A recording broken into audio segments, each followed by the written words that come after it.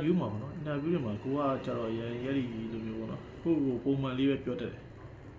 အကောင်းလားဆိုမကောင်းဘာဖြစ်လို့တော့ကျွန်တော်တကယ်တယောက်ရှိရဲသူနဲ့ကိုနဲ့နှစ်ယောက်ကိုပဲကိုကရှင်းကြည့်ရပါတော့သူ့ကြောင့်လည်းကိုတည်ရဲကိုကြောင့်လည်းသူတည်ရဲသူဆိုလည်းမြေပြောရဲ interview ဖြေပြီးတိုင်းသူကကောင်းတဲ့ result ရတယ်လောက်ကောင်းရတယ်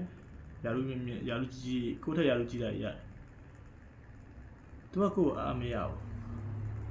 အဆမြဘာဖြစ်လို့အဲ့မြားလည်းကျွန်တော်နဲ့တူပဲလေဗျာတဲ့မြားကျုပ်ထတော့ပိုတက်နေသေးတာလေဘာဖြစ်လို့အဲ့ဒါမျိုးမပြောရဲရတာလဲမပြောရတာလေအဲ့ဒါကိုကျွန်တော်ကအချစ်ဖြစ်မနေဘူးအားများသွားတယ်ပေါ့နော်အချစ်တစ်ခုမျိုးဖြစ်သွားတော့အဲ့အချစ်ကိုတုံအင်တာဗျူးချမှာပြန်ပြင်ဖို့ဆိုတာမလွယ်ဘူးဖြစ်သွားတယ်ဖြစ်သွားတော့အင်တာဗျူးတိုင်းမှာ result ကမကောင်းချက်ချင်းအောင်တာတို့ဆရာကြီးတို့ဒီမှာကိုတောင်းတဲ့လာတာထက်ကိုကြိုက်ပေးသွားတာဆိုတာရှာရှိဘူးအဲ့တော့ကိုရန်နှိမ့်ချလို့မကောင်းလို့ကျွန်တော်ရဲ့ personal အမြင် experience အရကြုံလာတဲ့တွေ့ကြုံရတုံးတယ်ပေါ့နော်အရန်နှိမ့်ချလို့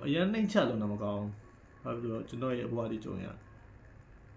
မကောင်း